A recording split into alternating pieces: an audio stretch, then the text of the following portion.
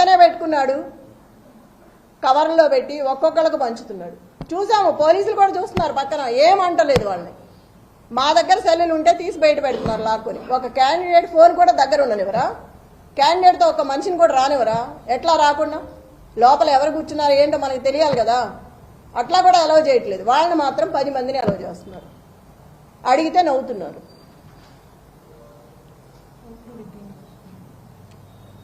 Rigging చేస్తున్నారు. ఇప్పుడు వచ్చే ఆ మహిళను కూడా కరెంటు బిల్లు తీసుకురమ్మని వెనక్కి పంపించారు. ఎంత అన్యాయం! భయపెట్టి కరెంటు బిల్లు అవసరమా మనకు ఓటేయడానికి?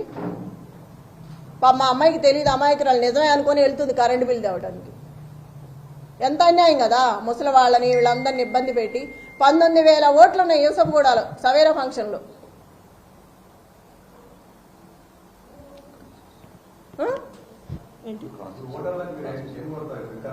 వికలాంగులకి ఎన్ని పెట్టాలి? వీల్ చైర్స్ మనం 19,000 మంది అంటే ఎన్ని పెడతాము? 10 బూతులు ఉన్నాయి వికలాంగులకి, 2 ఉన్నాయి అక్కడ. ఆ రెండిట్లో ఎంతమంది అని లోపలికి వస్తారు, ఎంతమందిని అని తీసుకొస్తారు? ఓటింగ్ ఎప్పుడే ఎంచుకుంటాము? ఇది ఎంత అన్యాయం చెప్పండి. ఇటు నుంచి ఇటు వస్తే ఇటు వెళ్తున్నారు, అటు నుంచి ఇటు వస్తే అటు వెళ్తున్నారు. ఎంతమందిని ఆపుతాము? ఎంతమంది రౌడీలు, ఎంతమంది గూండాలు అక్కడ? ఫస్ట్ టైం చూస్తున్నాం సిటీలో ఇట్లా. రేపు నుంచి జనాలనే బతకనిస్తారు వీళ్ళు. ఇంత అన్యాయంగా అధిష్టానం అంతా ఆడవైపే ఉంది, సపోర్ట్ ఉంది, ఎవ్వరూ లేరు. బీఆర్ఎస్ పార్టీ అంటే గొడవే చేస్తున్నారు కానీ ఒక్కళ్ళని కూడా అలౌ చేయట్లేదు. టేబుల్స్ ఇట్లా, కుర్చీలు ఇట్లా. ఎవరికి చెప్పాలి? వాళ్లే ఇలా ఉంటే అధికార పార్టీ ఎవరికి చెప్తాం మనం? ఎవరు కంప్లైంట్ తీసుకోవట్లేదు ఇచ్చినా కూడా.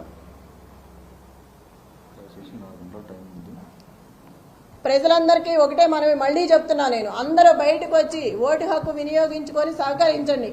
ఒక మహిళకి నాకు సపోర్ట్ చేయండి. రౌడీ రాజ్యం అంటే ఇక ముందు కూడా మీరు అన్నీ తెలుసు, నిన్నటి వరకు అన్నీ చెప్పాము. మీరే ఆలోచించుకొని బయటకు వచ్చి ఓటు వేయండి. జరిగేదంతా చూస్తున్నారు మీరు.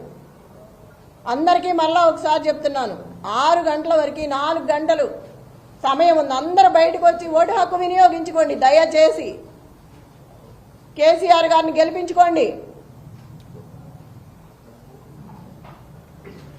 నాకు ఇట్లా చూస్తుంటే ప్రతి ఒక్కళ్ళు చెప్తున్నారు, ఇప్పుడు వెళ్తే గోపన్న ఉంటే ఇట్లా జరిగేదే కాదు, గోపన్న లేడు కాబట్టి ఎంత హింసిస్తున్నారు మమ్మల్ని. నిజమే, నేను కూడా ఇవాళే ఫస్ట్ టైం గట్టిగా మాట్లాడుతున్నాను. ఎందుకంటే నాకు ఆవేశం వస్తుంది, ఎంత రౌడీయిజం చేస్తారా అని. ఒక మహిళగా కూడా నేను తట్టుకోలేకపోతున్నాను. తోటి మహిళలను కూడా ఇబ్బంది పెడుతున్నారు వస్తా అంటే. ఓటు వేయకపోతే రేపు మీ సంగతి ఉంటుందని నన్ను బెదిరించాడా? ఆ నల్లగా ఉన్నాడు, ఏం పేరు, నవీన్ యాదవ్ మనిషి, ఆ 150 మందిలో ఉన్నాడు. రేపు చెప్తా నీ సంగతి అంటున్నాడు. నన్నే బెదిరిస్తున్నాడు, రేపు చూస్తా నీ సంగతి ఏందో అని. ఇంత అరాచకమా? ఏడిస్తే ఏడిసానంటారు, నవ్వితే నవ్వానంటారు. ఏంది పిచ్చి గొడవలన్నీ? బాధ రాదా మనిషి అన్నాక? అడిగితే అడిగామంటున్నారు. మీరందరూ కూడా చూస్తున్నారు కదా, మార్నింగ్ నుంచి అందరూ వచ్చారు కదా, తీసుకున్నారు, జరిగిందంతా చూస్తున్నారు.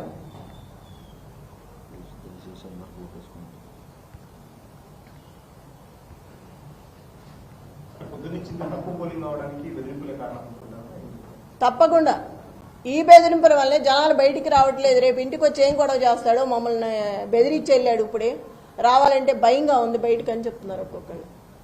నేను అక్కడికి కనపడిన మహిళలందరికీ చెప్తున్నాను, భయపడొద్దని. ఎంతమందినని మనం చెప్తాం కదా. ఇంత రౌడీజాన్ని చూసి ఫస్ట్ టైం వాళ్ళు కూడా భయపడుతున్నారు.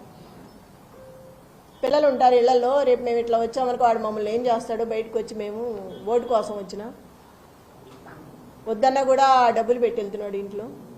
ఇప్పుడే పంచారు, 2 సందుల్లో పంచారు, పోలీసులు నుంచోనే ఉన్నారు, ఏం అంటలేదు.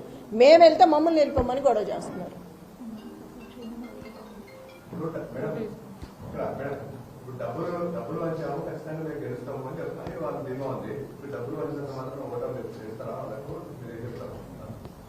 ఓటర్లు చాలా తెలివైన వాళ్ళు ఎటు వేయాలో వాళ్ళకి తెలుసు. కానీ భయపెట్టి బెదిరిస్తున్నారు కాబట్టి వాళ్ళు భయంతో బయటికి రావట్లేదు.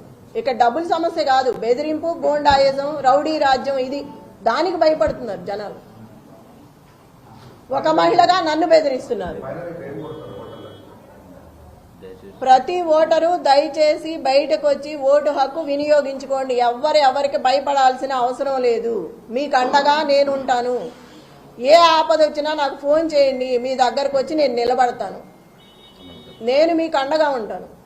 పార్టీ అండగా ఉంటుంది. ఎవ్వరు భయపడద్దు.